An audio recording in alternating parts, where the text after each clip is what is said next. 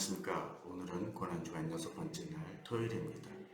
오늘은 마태복음 27장 62절에서 66절 말씀을 통해서 닫혀진 무덤이라는 제목으로 말씀을 나누도록 하겠습니다. 먼저 말씀을 읽도록 하겠습니다. 그 이튿날은 예배일 다음 날이라. 대제사장들과 바리새인들이 함께 빌라도에게 모여가는데 주여 저 유혹하던 자가 살았을 때 말하되 내가 사흘 후에 다시 살아나리라 한 것을 우리가 기억하노니 그러므로 분부하여 그 무덤을 사흘까지 굳게 지키게 하소서.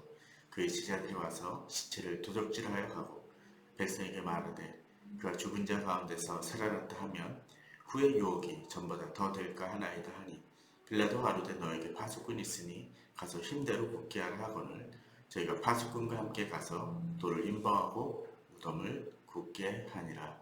아멘. 오늘 이렇게 말씀을 나누는데 혹시 이 며칠 전 어제까지 그 화면하고 오늘 화면이 좀 다르다는 느낌을 받지는 않으십니까? 마치 옛날 영화를 보는 듯한 그런 어떤 화면의 색감과 화질이 아닌가요? 앞으로 한번 그래 봤습니다. 그것은 예수 그리스도가 십자가에 달려 죽으신 이유를 화면으로 표시한다면 한 이런 느낌이 들지 않을까라는 생각 때문이었습니다. 예수님을 따르던 이들에게는 바로 지금의 상황이 이런 느낌 아니었을까요? 모든 것이 그들에게는 끝나버린 것 같을 것입니다. 3년을 주님을 쫓았지만 또 이 몇 시간 전까지만 해도 주님에게 희망을 걸고 살아왔지만 십자가에 달려 죽으심을 통해서 이제는 그들에게는 희망은 일말의 가능성도 사라져버린 듯하여 보입니다.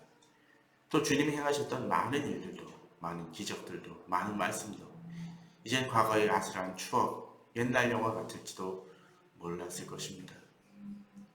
제자들은 예전에 예수님 말씀을 쫓아 기적을 행하기도 하고 병든 자를 낫게 하고 귀신도 쫓아냈지만 지금은 아무 힘을 발휘하지 못하게 된 무기력함 속에 빠져들었을 것입니다. 미래라고는 어떻게 살아야 될지 도저히 희망이 없어 보일 것입니다. 마치 아슬한 추억처럼 언제 그런 일이 있었느냐 그들에겐 절망뿐이었을 것입니다. 지금 요새 우리 사회 분위기도 이런 것 아닐까요? 아무것도 할 수 없는 듯합니다. 제대로 무엇인가를 누릴 수도 없는 것 같습니다. 경제적인 부분도 바닥이 나는 것 같습니다.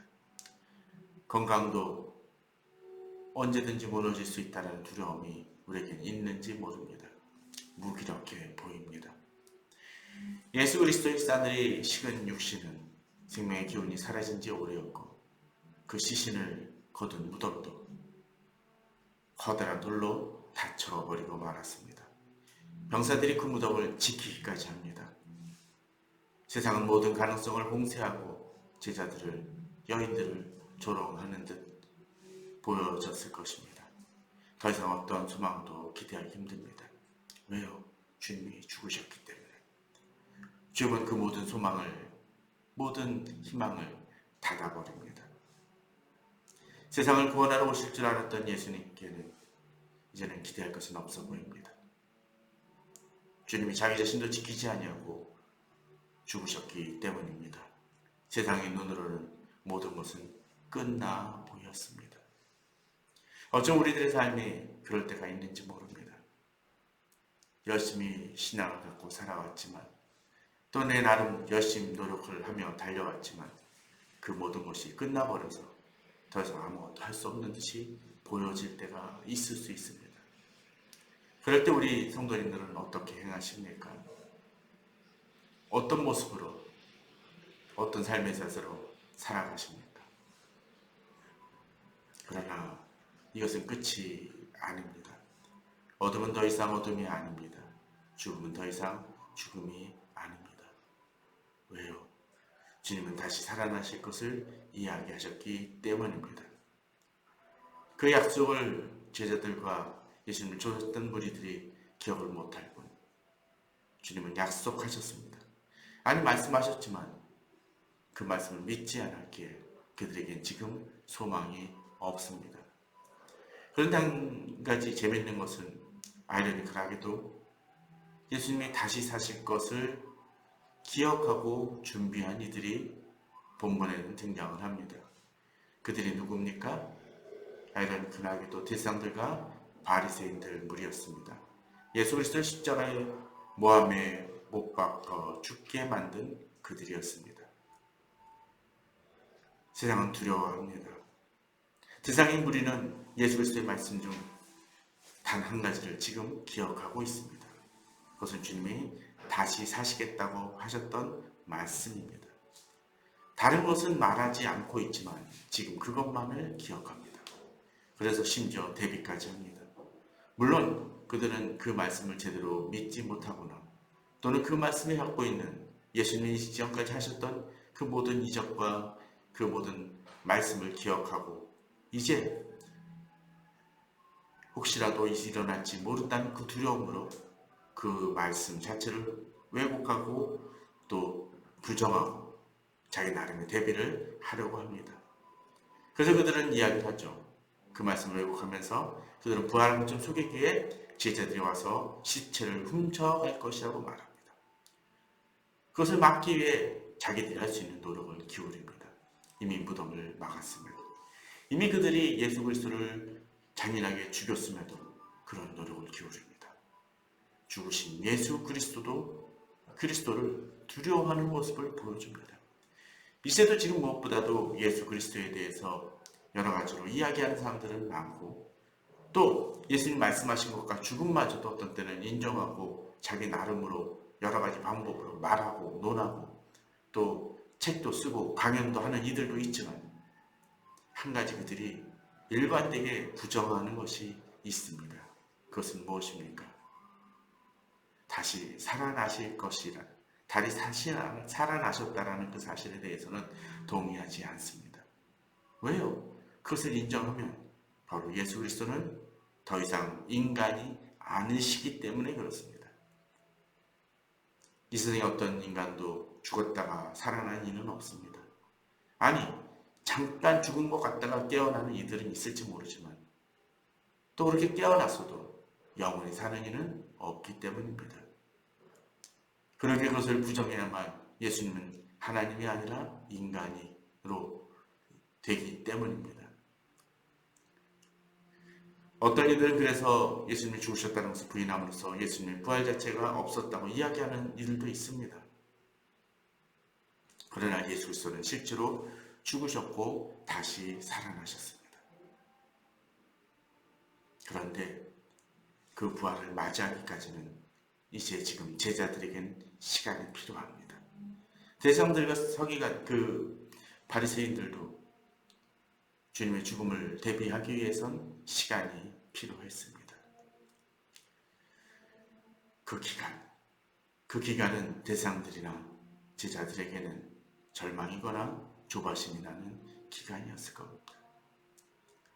어떤 때 주님의 부활이 있기까지 눈에 보이는 삶은 절망적이고 희망이 없어 보일 때가 있습니다. 세상이 승리한 것 같고 우리들이 사는데 무기력함을 느낄 때가 있습니다. 우리 살아가면서 처한 상황이 그럴 때가 있습니다. 지금의 상황이 그렇고 어떤 때 우리들의 삶에 여러 가지 난관과 어려움을 부딪히며 그런 느낌을 받을 때가 있습니다. 그럴 때 주님은 내게 침묵하시고 아무 반응이 없으신 듯 비춰집니다. 기도는 땅에 떨어지는 것 같습니다. 아무리 올려도 주님은 침묵하시는 것 같고 내 주변에 도와주는 사람은 없어 더 힘들고 좌절합니다. 그러나 주님은 나를 기억하십니다. 자매를 기다려 예수님 그리스도께서 부활하셨던 것처럼 우리에게는 어쩌면 지금 이 시간이 기다려야 할 때일지도 모릅니다. 흑암 같고 소망이라고 눈꽃망치도 없는 듯 비춰지지만 주님이 부활하셨듯이 우리도 다시 부활할 것이고 죽음 같은 상황에서 다시 일어설 것입니다. 예수 그리스도께서는 소망 없는 곳에서 소망을 주십니다. 예수 그리스도는 생명이 불시조차 없는 곳에서 생명을 소생시키십니다. 무덤은 모든 소망이 끝처럼 비춰지지만 예수 그리스도께서는 바로 그곳 절망과 죽음의 끝에서 소망을 주셨습니다.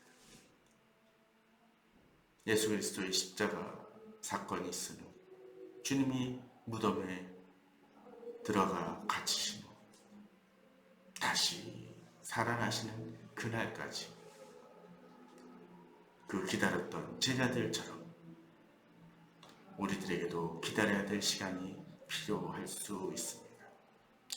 그 시간을 낭만과 두려움 속에서 보낼 수도 있고, 또 어떤 이들은 아무 답이 없는 것 같이 비춰질 때에도 주님을 바라보며 기도하며 그 약속을 기억하는 것도 또 다른 방법일 수 있습니다. 우리 성도님들은 어떤 마음으로 주님을, 또 그 주님의 손길을 기다리시겠습니까? 오늘 이 아침 우리가 더 기도해야 될 이유가 바로 여기에 있습니다. 넘어진 것 같은 순간 속에서도 우리가 주님을 바라보며 주님의 약속을 고대하며 다시 주님 앞에 무릎 꿇고 주님을 바라봐야 될 이유가 여기에 있습니다.